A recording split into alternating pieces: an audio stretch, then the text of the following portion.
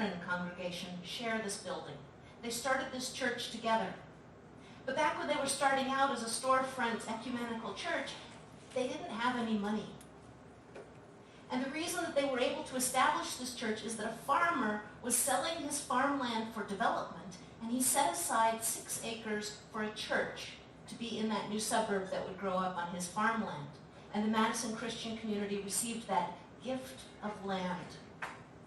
So they've always thought about their land as a gift from God that they have a responsibility to look after, to steward. And one of the ways they've done that is through prairie restoration. Now this was very early in the spring, so it's not very notable. I have a better picture later somebody else took. I was just there really early. The building on the right is actually an addition they had to put on because the Lutheran community got big enough they needed a larger worship space. When they excavated the soil for that, instead of having it hauled away, they piled it in front. So you see this green berm in the front, and they planted that with native prairie plants. They actually went out to old graveyards and little pockets of undeveloped land along the roadsides of Madison and outside in Wisconsin. And they collected the native prairie seeds and brought them back and scattered them and created this native prairie. Now that might seem a little odd, but you have to remember, Madison, Wisconsin is Aldo Leopold's town. This is where he started all of that restoration. There are little pockets of prairie all over this town. It's practically the city pastime, is restoring little bits of prairie wherever you can.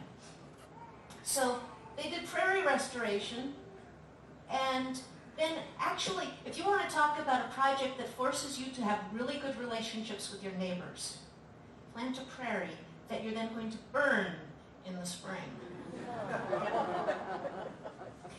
They go around and they hang little door hangers on the neighbors' houses to let them know that when the burn date will be and to call them if they have any concerns. And members of the congregation have all been trained in how to do controlled burns, so they're out there with their water packs circling the area, making sure that nothing goes wrong. So they do this in the spring, and then it grows back, and you get these wonderful prairie flowers, and you get the insects and the birds, and it's just a glorious thing. Now, the UCC minister told me when she arrived there 10 years ago, she just thought that prairie was the ugliest thing she'd ever seen.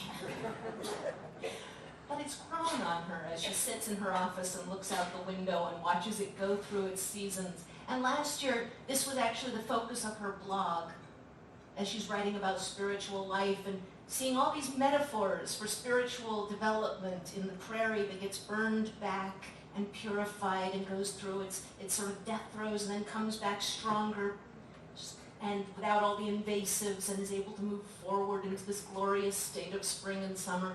So she was blogging about this all last year. So the prairie then, these natural areas and the activities that are going on in the church, they're integrated into the church projects. Well, okay, so we've got the restored prairie. There's also a tradition of doing a canoe trip on the boundary waters with the youth every year. That was started by the first Lutheran minister, and it's continued to this point. And so there's this environmental ethic, and that was really what Pastor Wild was able to tap into when he came and said, hey, we need renewable energy. It's now moved on to other projects where larger numbers of, the great thing about renewable energy is you pay for it once, it's up, it's there. The hard projects are the ones where we have to get people involved year after year after year and during the summer when no one's around. But they pulled that off too. So they had these wonderful gardens, the children's garden and the food pantry garden. And these are understood to be garden ministry, the purpose of which is to connect our community with God's creation. And they will do this, they say that the people will experience the grace of God in creation by growing and enjoying healthy food, learning about the interconnected web of life, practicing the care of the earth and learning about responsible land use, sharing the gift of the land and its bounty with those in need, and building relationships across boundaries of generation, class, ethnicity, and social status. So the food pantry garden, that's fairly self-explanatory. The food that they grow there gets donated. But the ministry they're most proud of is the children's garden. Because what happens in the children's garden is that they have formed a partnership with a community education center from a disadvantaged neighborhood a mile and a half away. And children from that community come over on Tuesday and Thursday throughout the summer. They're divided into two groups. One group works in the garden, the other group works in the kitchen. And out in the garden, they plant the plants and they tend the plants, they weed and they water and they learn moral lessons. One little girl said, "You can't tell a lie with plants. I could tell you that I've watered, but the plant will tell you whether I really did or not."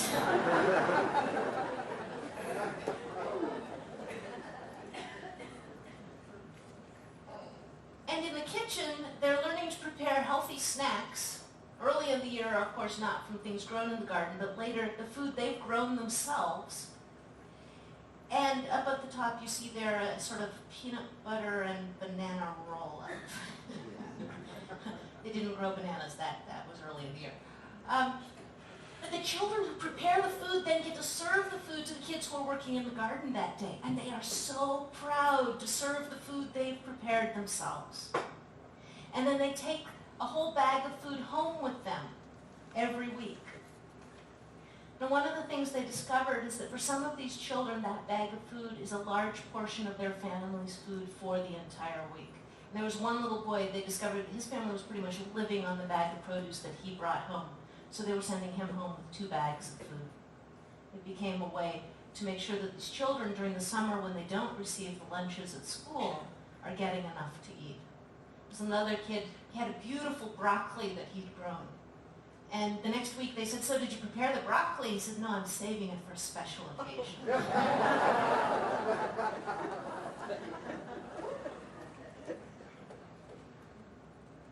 Other projects they've developed that go along with these, they do rainwater collection off the roof. The minister wrote a grant and got the giant rain collector. They had this great, so the maintenance guy here, Tom Matthews, he was in the military and he did computer stuff there, and then he did sales and computer business. He's now retired and does the maintenance here, and he's one of these really cool guys like we have in Michigan who could just figure out how to do anything.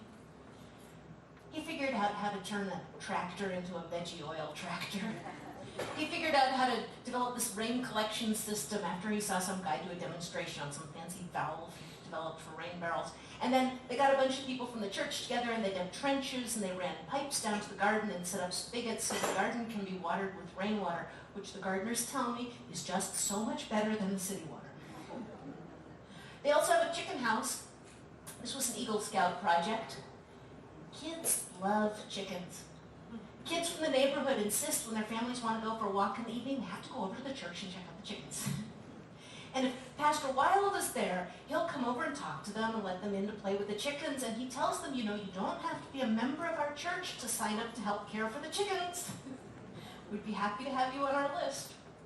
So these become sort of extra projects that have grown on the side as people take their talents and find ways to apply them to things that are going on at the church. And they add to the building of the community. So the mission of creation care has actually become part of the mission of this church. The mission is to live faithfully and lovingly with God, neighbors, and creation. And they're really motivated by this gift of land and this desire to care for the land in this particular place where they are so rooted. Pastor Wild says it has actually become a ministry of place. It's a theme in his preaching. And one of the things that's so beautiful about the way this works here is that it's integrated across the worship, the education, and the ministries. A couple years ago, Pastor Wild received a bag of winter wheat. So he took the communion class out and they scattered the wheat during one of their classes. He wasn't sure it would work, but it sprouted. And it came up and it grew. And as it was ripening, he started asking around and he couldn't find anybody who knew how to harvest and process wheat. Well, that inspired him to preach a sermon on how modern technology has caused us to lose our traditional environmental knowledge and how we're no longer as connected to the land and to our food as we used to be when we knew how to do these things for ourselves and did them by hand. That's when he found out that there was a Liberian woman in the congregation who did actually know how to process wheat because she was from a culture that still had these traditions. So they had a work day with people, young and old, gathered, about 30 people working together to harvest the wheat and to separate the wheat from the chaff. And then that same communion class that had planted the wheat ground the grain into flour. And various members of the congregation with cooking skills took the flour home and experimented, and then they baked bread that was used for the communion service to celebrate the 50th anniversary of their church. The gift of land, the gift of food, the children, the adults, everybody contributing. So you have this wonderful integration. So this is not a place where there's this core group of crazy environmentalists over here doing their thing on the side and there's everybody else doing church. This is a place where creation care is part of who they are and it pervades their congregation. Pastor Wild told me that they've become better Trinitarians because of these practices.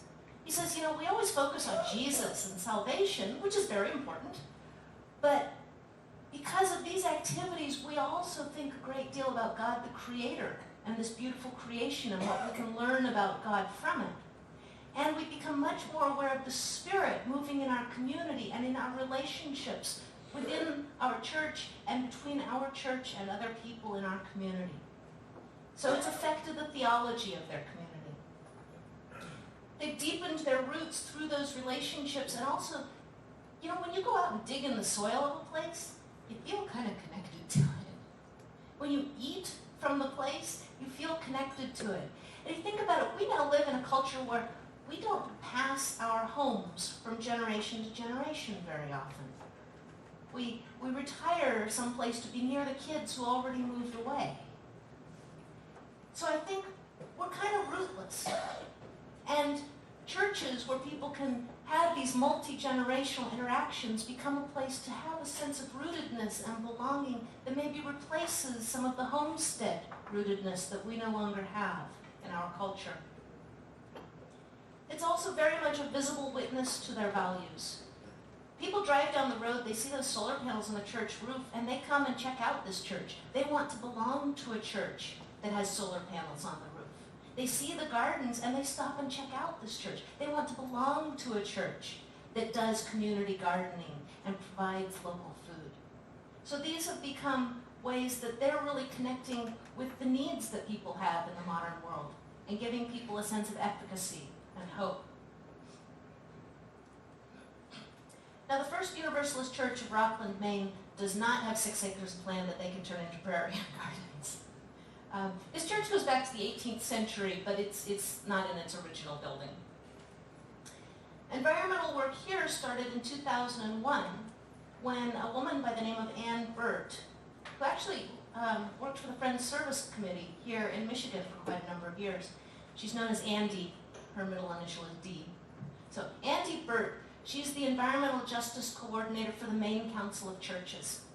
And in 2001, she came to this church and a number of others in Maine and asked if they would help promote climate change legislation. At that time, there was a movement to ask churches to help get senators to sign on to the Kyoto Protocol.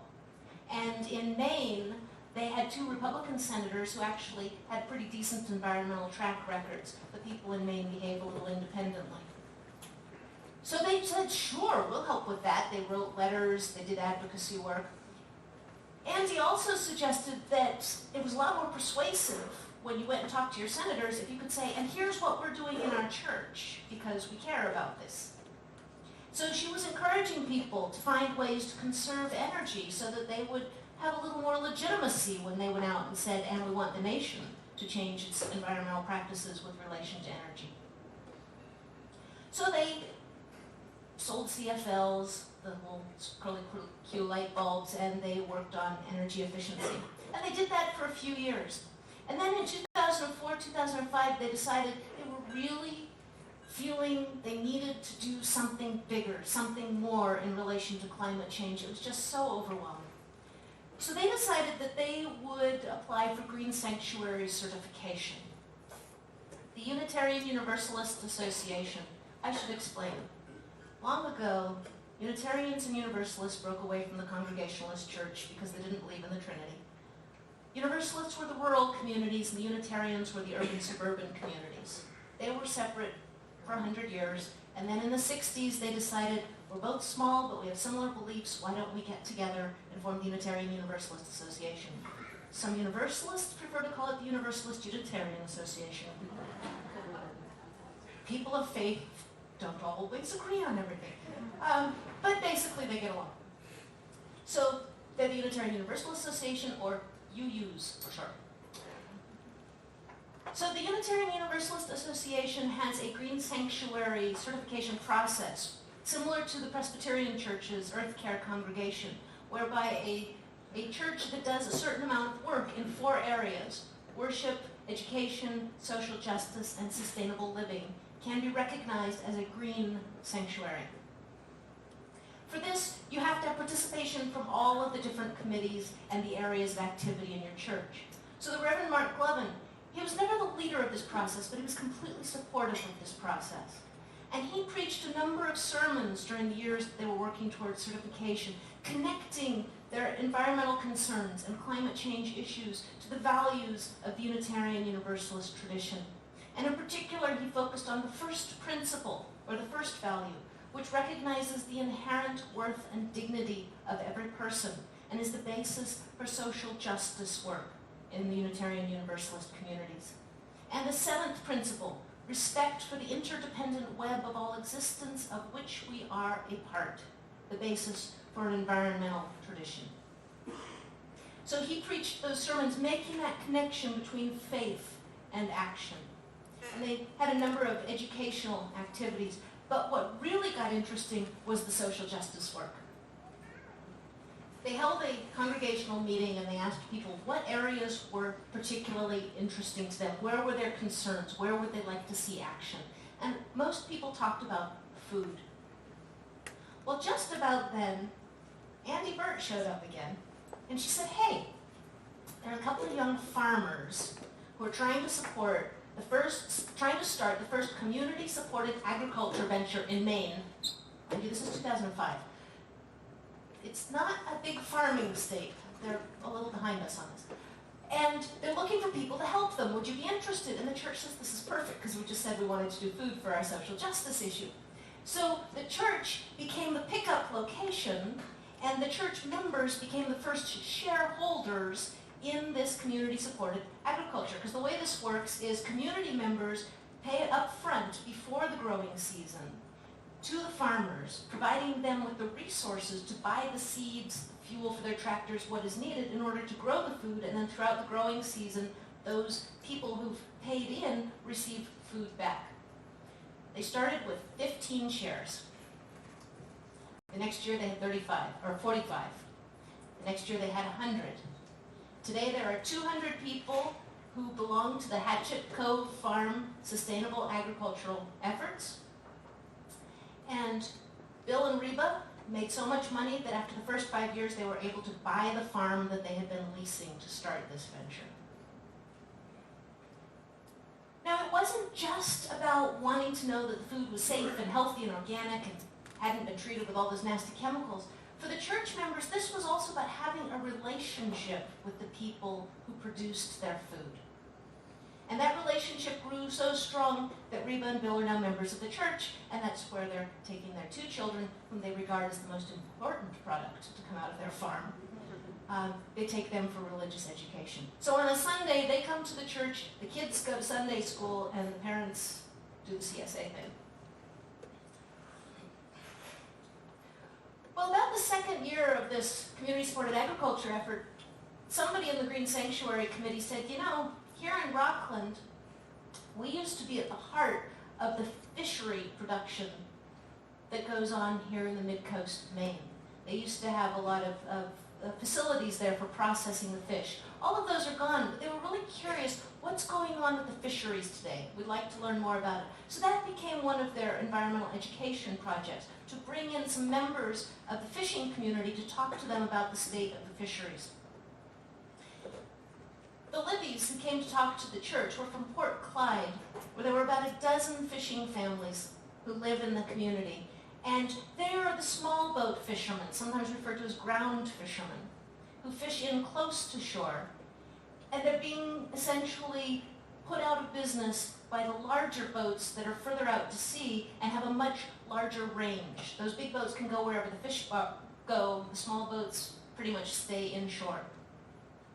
And a big part of what's going on is that all of the fishermen have to take their fish down to Portland, where they all go into one auction house. And the price for those fish is determined not just by the entire Atlantic area that goes to that auction house, but also by global prices on fish. Because when you go to Harding's or Meyer and you look at the fish in there, they're from all over the world. So the price of fish had dropped so low that the small boat fishermen were not able to pay for the fuel to do their fishing trips. So what do? Caught more fish. Because how else are you going to make the amount of money you need to keep your business going? You want to pass that fishing boat on to your children someday. So the auction system actually created an incentive to overfish, because people had to catch more and more and more fish just to make the same amount of money that they had made in the past. Well, people at the First Unitarian Church, they asked, or Universalist Church, they asked, could we add fish to the CSA? And the fishermen say, well, we're really not set up for that. But a year later, the fishing family that had come to see them, the Libbies, they heard about down in North Carolina there was an effort to do direct marketing and bypass the auction and the middleman. And they started thinking, you know, what if we actually used community-supported agriculture model and we created a community-supported fishery? Just one problem. We got fish. We don't have a market. We need people. Who's got people? Church has people. So they went back to the church and they asked if they would like to help them create first community-supported fishery. And the church said, well, we'd love to. But we had this experience with the CSA, and what we've learned from it is it's probably going to start really small. But if you're patient and you have faith, it will grow. So the fishermen said, well, let's give it a try. Shrimp season starts in 3 weeks. And the church said, right. And the fishermen said, and we need to sell at least 100 pounds to make it financially viable. Right, 3 weeks to line up enough people to buy 100 pounds of shrimp. Okay, 10 pounds a share, we'd only need 10 people. But it turned out people wanted half shares. Because what do you do with 10 pounds of shrimp? So a week out, they've got 70 pounds. But the people in the church are saying, but we think it's going to work if you just have patience. It will get enough people. And the fishermen said, okay, we're going to give it a try. We're going to trust that it's going to work. And by the day they started, they had 130 pounds spoken for. Now, to be honest, 130 pounds of shrimp a week cannot support a fleet of 10 boats. But it meant that every week, one boat had its fuel paid for. And more importantly, it also meant the fishermen discovered the people really cared about them. The people wanted them to survive. And that, I think, was as important to these fishermen as the sales themselves. So the fishermen would come with these bags, these 10-pound bags of shrimp for their shareholders. The fishermen actually formed a cooperative, the Port Clyde Fishermen's Cooperative, to manage all of this. And then they discovered some other challenges. It seems even in Maine, most people don't know what to do with whole shrimp. So the fishermen had to hold shrimp peeling classes. And then it also turns out every family has one good shrimp recipe. Week after week after week, same good shrimp recipe. So they started trading recipes. And you know what happens when people in a church start trading recipes, right? You have to put together a cookbook. The original Maine Shrimp Cookbook is still available. So then they were actually running out of shrimp because people would submit recipes for the cookbook and they'd all go home and test the recipes. And they were running short. So this was such a hit that during the summer, the fishermen started bringing fish direct to the church. It was their drop-off. And then they started getting a few more drop-off sites. So by the second year, they did shrimp season again in the winter and fish in the summer. And they had 11 drop-off sites where they were selling direct to people. And then there was a large enough market for 10 fishing boats to be making a living.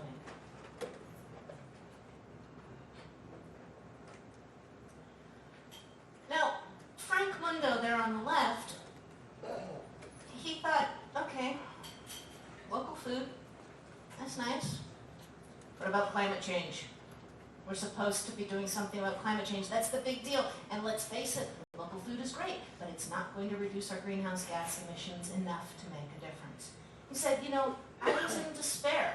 He belonged to this green chalice circle where they would get together and they would read environmental books. And he said, I stopped reading them. I was still going to the group because it was good to be with people who shared my concerns, and I needed the moral support of the community, but I couldn't read these things anymore because it was too depressing. What finally helped Frank, oh yeah, and he's the one who said the environment is going down the toilet. Frank's got away with words. What finally helped Frank was they did an energy audit. So part of the sustainable living piece of the Green Sanctuary certification is that the church must do an energy audit and they must figure out how to reduce their energy use. And one of the things they discovered is they were losing a tremendous amount of energy through the basement windows. So Frank and Dick here, they went to a workshop that taught you how to build storm window inserts that would go in the interior of building windows to make them more energy efficient. And they're holding one here. They built those for the basement in the church, and they saved 25% on their energy that very first year. Well, then members of the congregation started saying, could you make some for my house? Now, these are two guys who've got all those great tools in their basements. You know, they got the table saws and the jigsaws and everything you could possibly need. They're retired, they've got time. It's like, sure, we can build windows for you. So they started building windows for the church members. And then they got the idea to do community builds. So they created an organization called Window Dressers. And what they do is they work with another church, and they say, do you have a bunch of people who would like to